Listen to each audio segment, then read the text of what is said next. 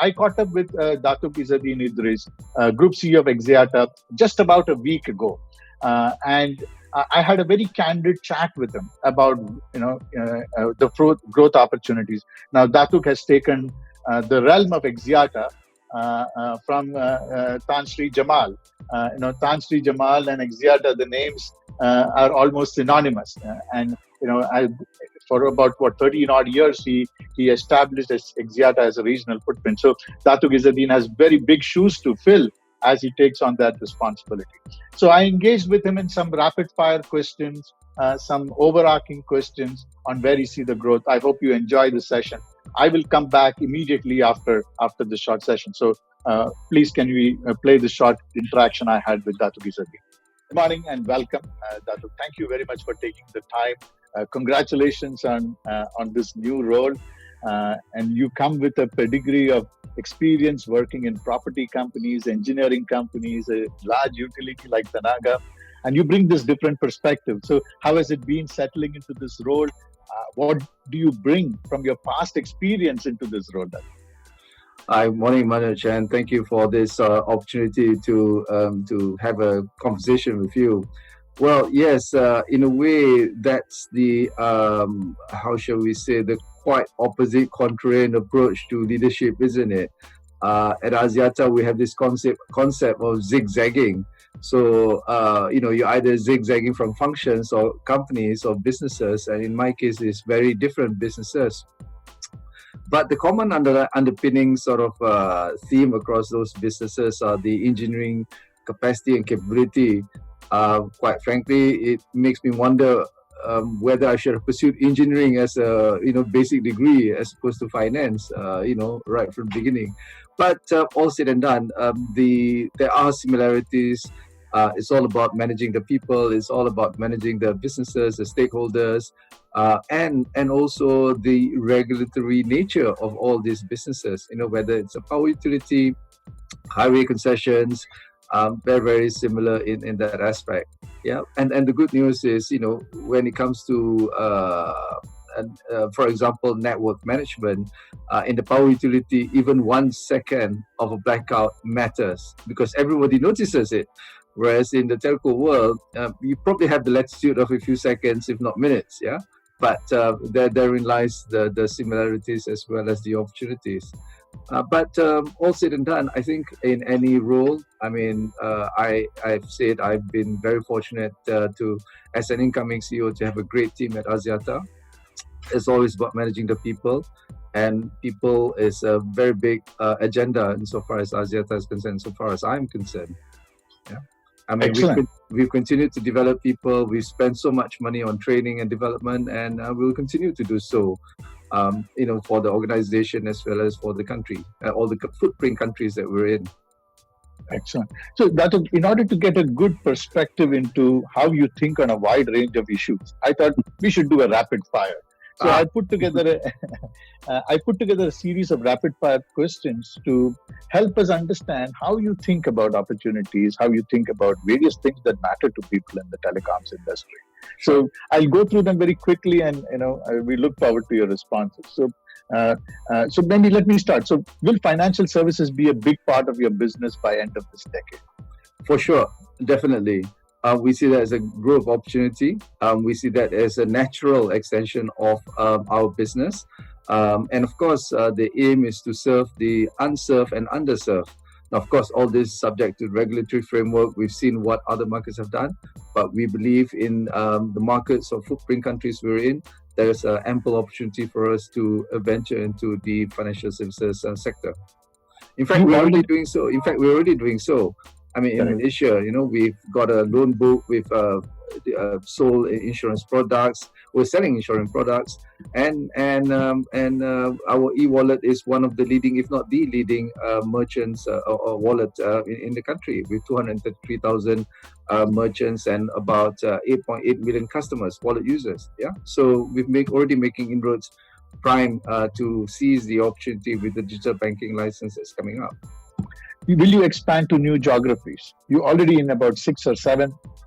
Where do you see, let's say? Well, if it's a telco business, probably not. If it's a pure MNO business, probably not, because the markets, as you appreciate, are very mature. We are already in the growth markets of Bangladesh and Indonesia. There's still a high growth opportunity, so that's fine. But if you talk about the other markets of, let's say, Vietnam, Philippines, it's either crowded or very well anchored on the traditional, the incumbents operators. But to look at the tower business, definitely. To look at the digital businesses, for sure. Yeah. In recent years, or maybe just in the last year, we saw the technology giants, the likes of Amazon and Facebook and others, invest in telecom companies. Yeah. Will you seek investments from technology giants in Axiata? Well, it may not be Axiata per se, the holding company, but we are in discussions with some of these names at operating levels.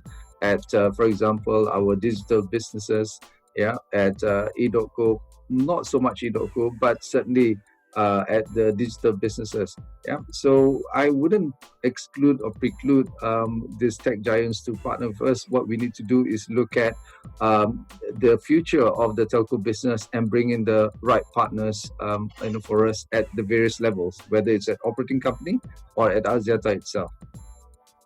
Will you develop technology in-house? Telecom service provider for longest time relied on vendors to do it. The banks are changing; they're beginning to do in-house development. Yeah. What is your view on this? Well, definitely so, because I think telcos have long been beholden to the vendors.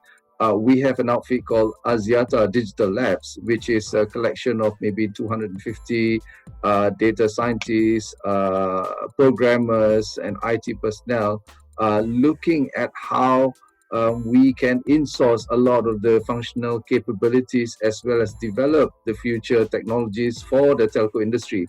Now, we have a big advantage because we have 6 MNOs operating, and therefore we have the scale. I mean, if you were a standalone telco in one country, you can't possibly do that. There's no economies of scale. But for us, this is the way forward, especially when you look at, for example, Open RAN. Yeah, you have even the giants of TCS, Tech Mahindras venturing and acquiring software companies into that particular space. But we want to be there first because we believe we have the speaking rights, so to speak, yeah, to venture and to take a lead in this particular field. Yeah. Axiata has always talked for the last couple of years the importance of the enterprise business. Are you looking, let's say, is acquisitions a way to grow that and build that capability? Oh, definitely, because as part of our ambition to grow the enterprise revenue to 20% of our group revenue, we're talking about 5 billion sort of number here. A significant portion of that, close to 1.5 to 2 billion, is from inorganic expansion rather. So we are looking at opportunities to acquire not just revenue based but capabilities as well.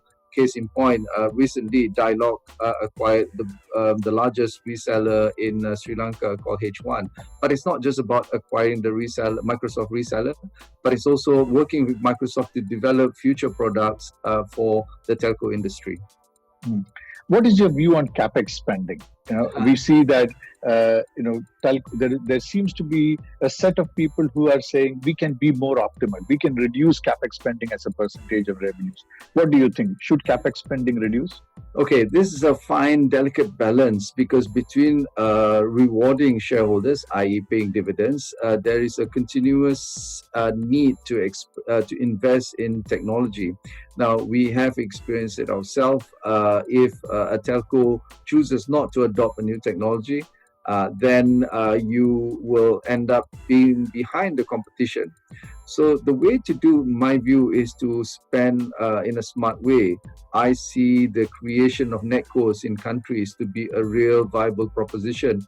Now, to a large extent, that will reduce the MNOs to being pure sales and marketing sort of vehicles as opposed to the one with network. But at the end of the day, the customer is important, and the customer don't really mind who is providing the backbone, the network. Yeah.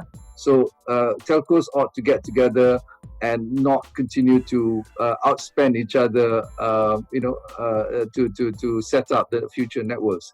So yes, capex will continue to be a big agenda. And as I said, we need to continue to invest in some of the countries, especially when there are growth opportunities. I mean, I keep talking about Indonesia and Bangladesh because these are, you can't go wrong with 270 million people in Indonesia and 145, 148 million people in Bangladesh. Yeah. So we will continue. We will have to continue, in fact, yeah. And I guess that's as I said, a balancing act between, spending, continue to invest as well as balancing, rewarding shareholders in time to come. Is 5G the magic bullet for telecom companies in the next decade? I don't know about magic bullet, Manoj, because I'm trying to serve the customer is important. Now, whether 5G will have a commercially viable use case for the ordinary customer, that has yet to be proven. But certainly for a lot of the industrial users, there are definitely applications that will be better off with 5G platform. But then again, why stop at 5G? It'll be, people are already talking about 6G and who knows, 7G and 8G in time to come. So I think the point is that will continue to evolve. And, for example, today we are stuck at home, working from home on this platform, right? I told the team why one day we should be wearing goggles and pretending to be on the same beach to have the same meeting. At least we don't feel physically and emotionally distant, So I think that's I think 5G is not just the one silver bullet. There'll be many other silver bullets to come, depending on the applications. Yeah. Mm-hmm. So in this environment, where do you see Axiata 5 years from today? How would you describe Axiata, and what is the change? Let's say, what is the biggest change you need to see in Axiata to make this future possible? Okay. Well, the good news is the change has started. We have evolved from being the regional champion, being the digital telco. So Axiata 5.0 calls for us to be the next generation digital champion. Now, apart from the internal digitization and digitalization, there is that effort right now to evolve into providing those services that I talked about. So telcos will evolve into providing or becoming an anchor for a digital ecosystem, if you like. Yeah, apart progressively from the traditional MNO, you become platforms, and then the if you like, holy grail, if you like, is to be the anchor of a digital ecosystem. Now, of course, no one has the financial capacity as Jio did or have to create that digital ecosystem. Now, then again, there's a lot of the jury is still out there, I'm told, whether that is going to work or not. Now, we envisage ourselves in the various markets that we're in to be part of that anchor to that digital ecosystem. Yeah. So the partnerships are important.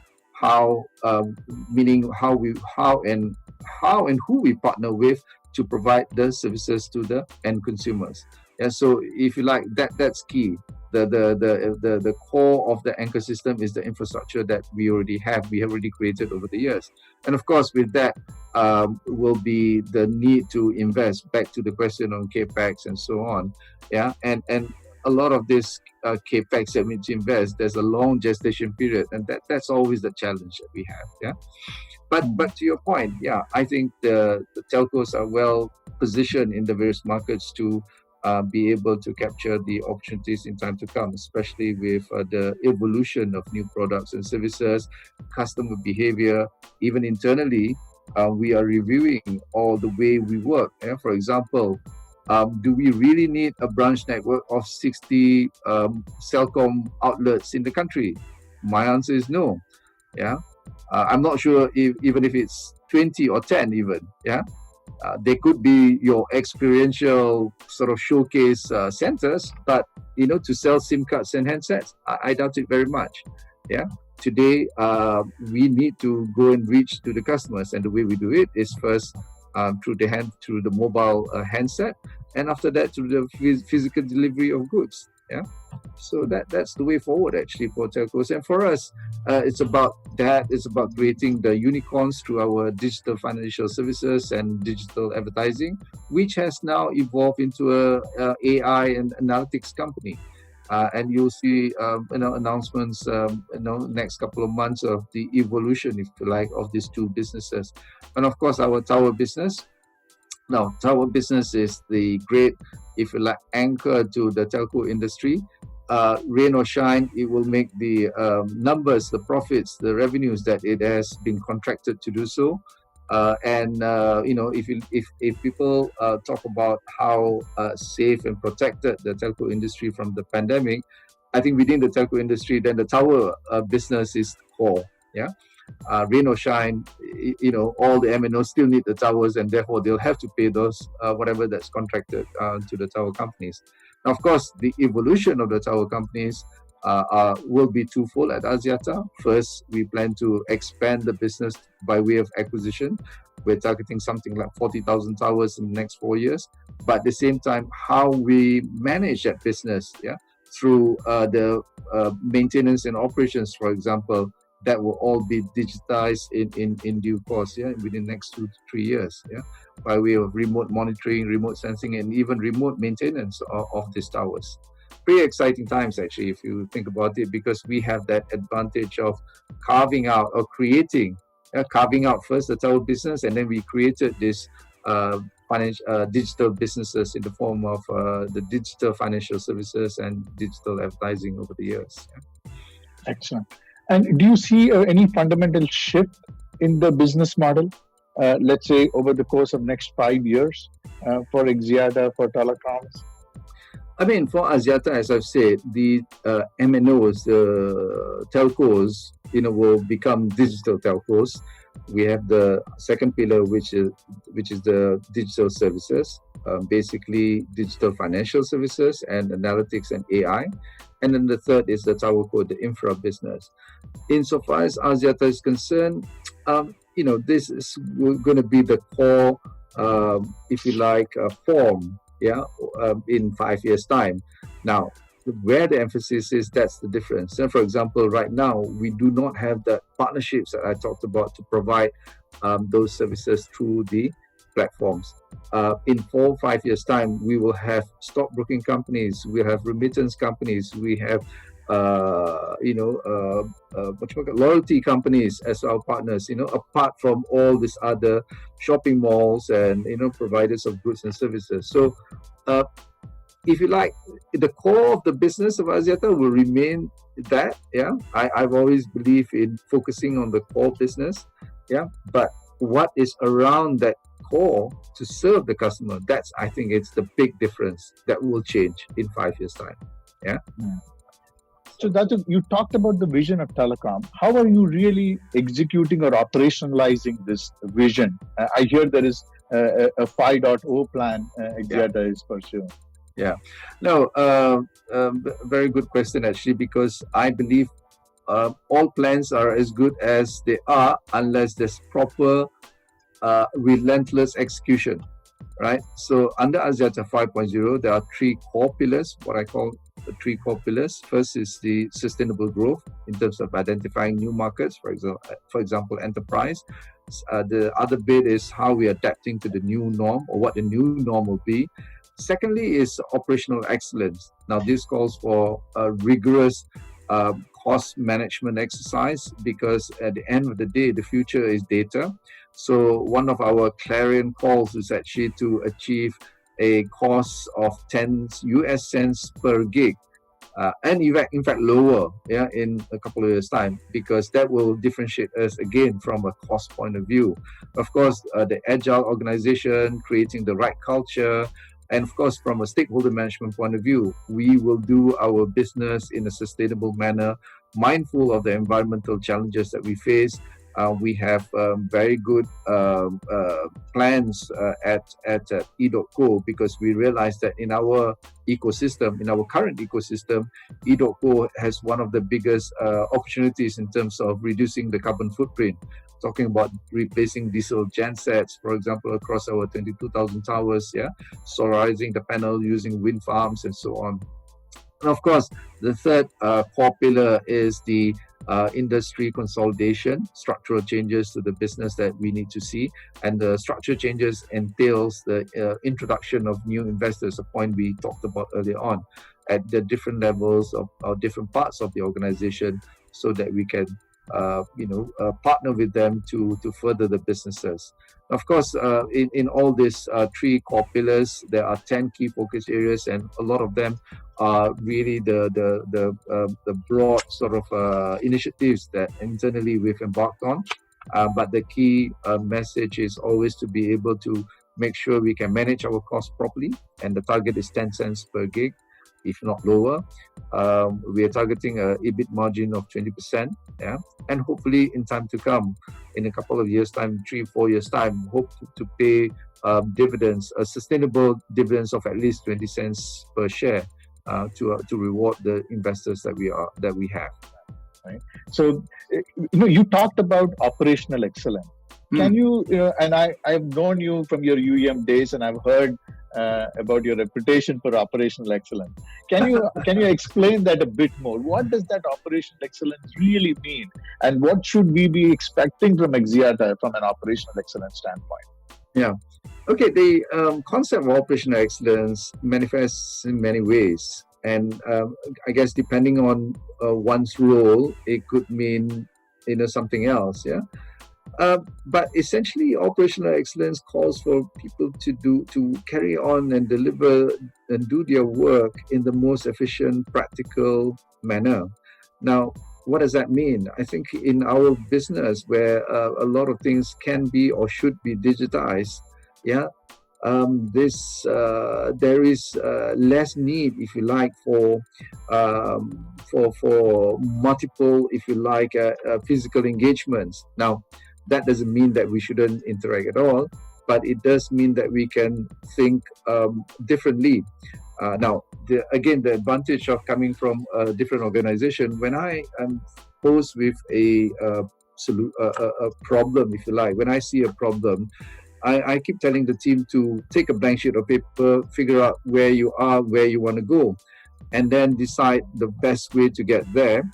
And then because if you start in the legacy systems, you will think of patchwork, yeah, and patchwork generally connotates a burdensome process, yeah, and somehow or other it might work on day one, but down the road it will fail. So operational excellence calls for improving the way we work, looking at things differently. Now with the new norm, it will mean looking in very, very differently, yeah. As I said just now, you don't need 60 branches of Celcom Blue Cube outlets, for example. Yeah. Now, of course, therein lies also the challenge, because it's not easy for the average employee to change the way things are. People have this phrase, it ain't broken, why fix it? My view is, it ain't broken, you can still fix it, right? So, especially when you are up to the challenge of bringing down the cost to 10 cents per gig. Yeah. Now, of course, with the pandemic and the way we work right now from home, it's very, very difficult for people to brainstorm. It's not the same as sitting in the room and challenging each other with new ways of working. Yeah. But I think in our industry, we have the advantage of being fortunate with the systems that we have, the thought process that we have. So it's about reducing the way it's about working much more efficiently to achieve the same, if not higher, targets. Yeah. So Datu, you operate in a very unique set of countries, emerging economies, and Correct. That is what has defined the success of Axiata. So what do you see as the role that Axiata will play, let's say, in this coming decade in these countries? Well, our aspiration, as you know, is advancing Asia. And in that, what we mean is to engineer the economic prosperity of these countries. And it is my true, honest belief that connectivity will provide the backbone, the platform for economic prosperity in all the emerging economies that we serve.